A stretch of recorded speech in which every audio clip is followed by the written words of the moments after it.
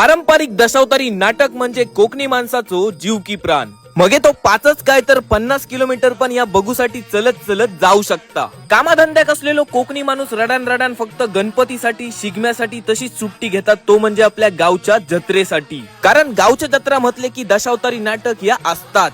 आणि या दशावतारी नाटक फक्त रात्रीचाच असता. आणि हे दशावतारी कलाकार स्वतःची रंगभूषा वेशभूषा स्वतःच करतात. या दशावतारात स्त्रीचा पात्र देखील पुरुषच करता आणि हुबेहूब स्त्रीचा रूप धारण करता. या कोकणातल्या दशावताराचे चाहते फक्त कोकणीच नाही तर संपूर्ण विश्व असा. चला तर आता आपण या कोकणी दशावताराची सिनेमॅटिक मध्ये एक झलक बघूया.